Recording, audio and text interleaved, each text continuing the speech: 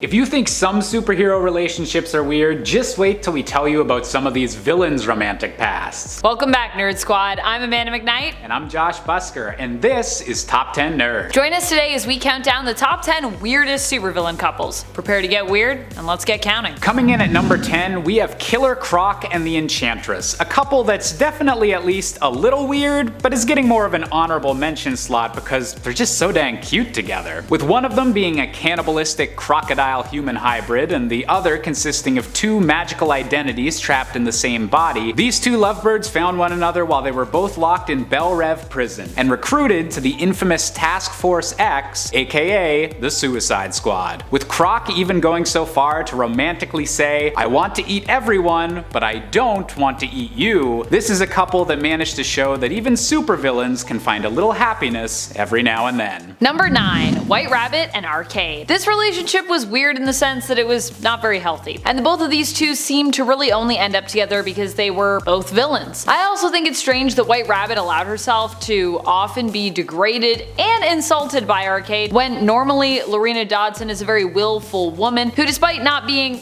the best villain around, is extremely independent, preferring to call the shots herself. The other side of this is that Arcade prides himself on his brilliant mind, and White Rabbit isn't really known for her wits. She's more known for her thematic appearance and, like I said, her willfulness. So what really brought these two together? I don't know. But in the end, it definitely was not enough to keep them together. They seem to appear romantically attached in Claws, but break up at the end of that miniseries. However, they seemingly team up again for some reason in Claws 2, which also of course doesn't end well for these villains. What do you expect when you go up against Black Cat and Wolverine? Don't even try to take those two on. It's not a good idea. Coming in at number 8, we've got the Ultimate Marvel Universe's more villainous versions of Quicksilver and Scarlet Witch. And yes, before you ask, they are still siblings in this universe, so yeah, there's some real icky Game of Thrones stuff going on. Abandoning their father, Magneto, and joining up with this universe's superhero team, the Ultimates, this version of Pietro and Wanda are just as close as the main Marvel Universe's siblings, but in a much grosser way. And with this version of Wanda eventually being killed by a love-struck Ultron and driving the grieving Pietro to madness, let's just say it's probably a good idea the MCU decided to go in a very different direction. Number 7. Rita Repulsa and Lord Zedd. Yeah, we're going to the Power Rangers for this one. Why? Well, because I love the Power Rangers. Also, I kinda love this couple, even though they're definitely weird. No? I mean, honestly, imagining Rita in a relationship with anyone is just really strange for me. Lord Zedd became Rita's nemesis when it came to villainy and her position as the Power Rangers' #1 enemy, which is kinda what brought these two together. Of course, it wasn't a love at first sight scenario, but more of a love in order to get you to join me so I can have all of the power scenario. How did Rita make Zedd fall head over heels for her? Well, with a love potion, of course. But over time, these two actually came to care for one another and even went on to have a child together named Thrax, although some people theorize that Thrax was actually born before they were even married. Thrax in turn would inherit his parents' love of villainy and become an enemy of the Power Rangers himself in the future. Coming in at number 6, we have the crazed killer combo of Carnage and Shriek. A mutant with a tortured backstory and the ability to control sound waves to devastating results, Shriek felt all alone in the world until she met the infamous serial killer Cletus Cassidy, aka Carnage. Breaking out of prison together, Shriek saw herself as the matriarch of the criminal family created during their breakout, and has often returned to Carnage's side after his many defeats over the years. While Carnage himself often did seem to experience his own twisted form of romance towards Shriek, he most recently gave up any chance at love when he betrayed Shriek in order to help summon the symbiote god Null. It was far from a happy ending for a far from happy couple. Number 5. Harley Quinn and Rick Flag. Basically, many Suicide Squad relationships are weird, even ones that we end up loving like Enchantress and Killer Croc. And of course, this relationship here is no exception. Granted, Rick Flag is more hero than villain, and Harley is currently on the path to being more of a hero in the comics, but I don't think she's quite there yet. And despite her heroic intentions, I think many of us still consider her to be coming from the villain camp. She's trying her best to make amends, but hey, there's a lot of bad things Harley has done in the past, and even some of her methods as a hero, or an anti-hero if you will, are considered questionable. Something else that is questionable? This whole relationship. The one thing it has going for it is that Rick and Harley both seem aware of how bizarre it is and how it can never really work out between them. But still, some of the wording, especially from Flag, feels like weirdly forced. There's dialogue here that I'm like, I don't really know. Also, the two of them together seem seem to have terrible timing when it comes to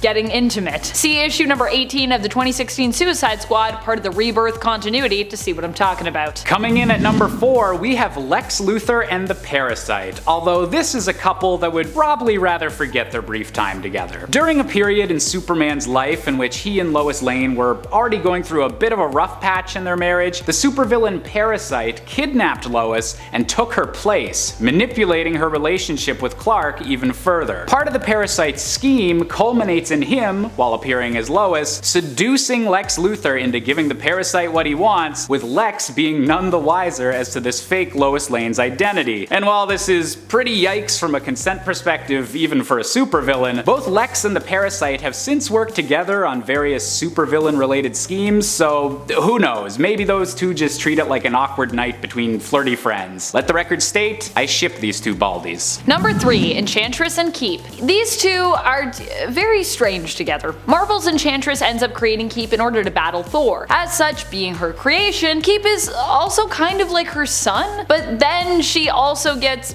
busy with the Keep, which is a whole weird thing that is really confusing. Adding to the bizarreness of this whole relationship, Keep was actually made from Donald Blake's blood. Enchantress basically tricked Donald into trusting her, fed him a golden apple, cut off his head, and from the blood that spilled forth from his body, Keep was created. After the story where she and Keep fought against and lost to Thor in Hell, as he was dead at the time, we never really see Keep again.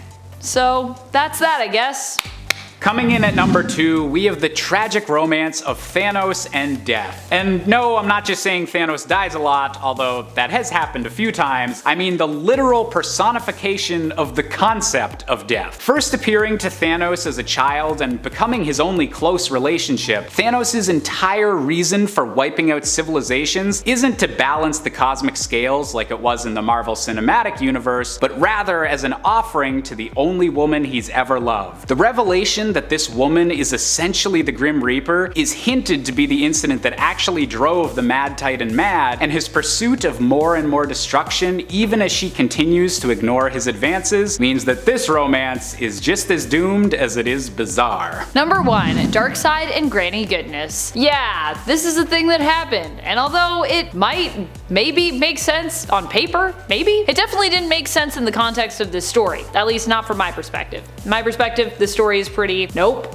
But hey, you might like it, and that's okay. This all went down in what I believe is a non-canon 6-issue miniseries following the Female Furies, titled simply Female Furies. Here we learn of all the oppression the Furies suffer on Apokolips because they're women, which based on what we know about the Furies in main continuity doesn't make a lot of sense. Part of the reason why this is definitely not a main continuity story. As some of the fiercest warriors on Apokolips, the Furies themselves are women and are treated as equals. You see, as some of the fiercest warriors on Apokolips in the main continuity, the Furies themselves are women but are still treated as equals. Granny Goodness is also presented in a different light, and it is heavily implied that she is forced into a sexual relationship with Darkseid in order to maintain her position of power. Yeah, that's a thing that happens. Even then, she and the other women warriors are constantly undermined by the men. As I said, it's not in continuity or canon, at least I really hope it isn't. But even then, it still feels like it's reaching, even if it was non-canon. And we don't need a consensual, let alone a non-consensual relationship between these two in any continuity, I think. Are you with me or are you against me? Let me know in the comments. There we have it, the top 10 weirdest supervillain couples showing love is still alive in the comic book world. And also is kind of not alive in terms of consent. Yeah. Are there any other pairings you would have liked to see on this list? Be sure to let us know down in those comments. Thanks again so much for watching. As always, I've been Josh Busker. And I've been Amanda McKnight. Until next time, you stay nerdy, YouTube.